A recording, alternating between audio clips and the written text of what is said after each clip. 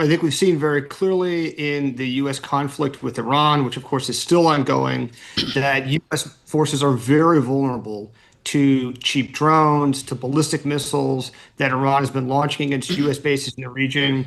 We've seen not only U.S. casualties, but major, very expensive U.S. military assets hit on the ground on U.S. Yeah. bases.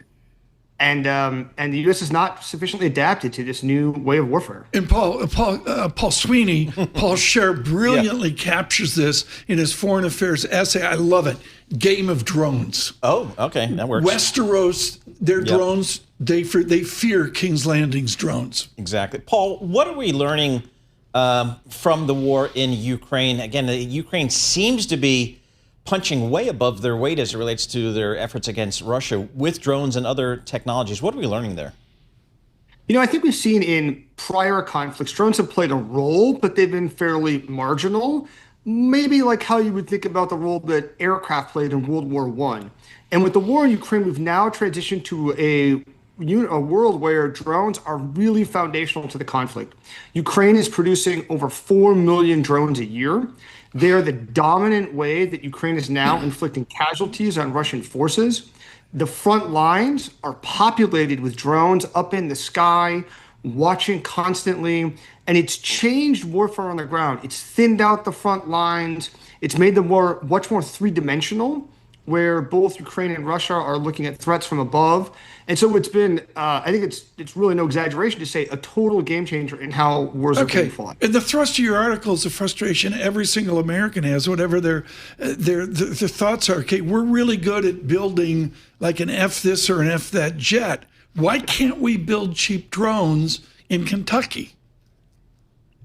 We should be able to, right? So, I mean, the U.S. is a much bigger country than Ukraine.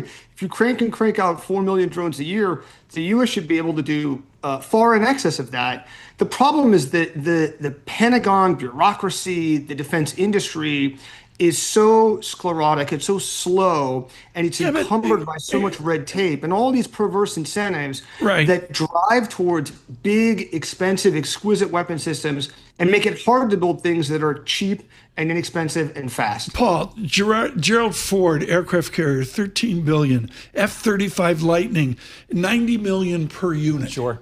And aren't we worried, Paul Sweeney, about like drones killing our soldiers and sailors? And this goes to the point, Paul, when we think about the Strait of Hormuz, I mean, before the war, it was, in fact, an open waterway. One could argue with some of these new technologies and the newfound belief in Iran that they, in fact, can control the strait. How do you think about that part of the world with the strait?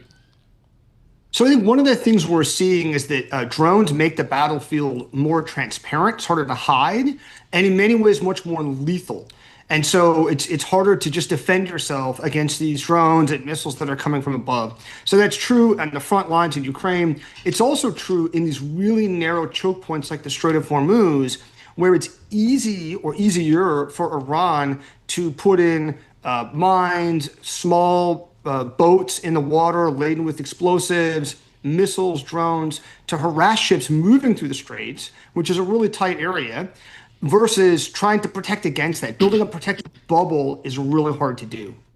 Do you have an advocate in Congress? Are there anybody in Congress saying that we've got to build $35,000 drones?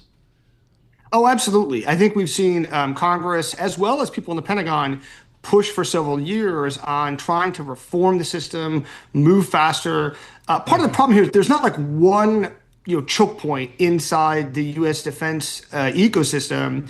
There's a whole bunch of components that make it harder, some of which have to do with how the Pentagon sets requirements for its weapon systems. Some of it has to do with acquisitions processes. Some of it has to do with money. And some of it's just cultural. It's just a willingness to take risks. Well, I'm going to interrupt physicist and say it's like 95% cultural. I mean, it's like Hyman Rickover in Submarines years ago. We're addicted to big toys, right? I think that's very true. And it's going to require a big cultural change to say, hey, we're going to be willing to go fast, take risks, do things that might not work, build things that are cheap and expendable. Right. That's really like 180 degrees from where the U.S. military has been for the last several decades.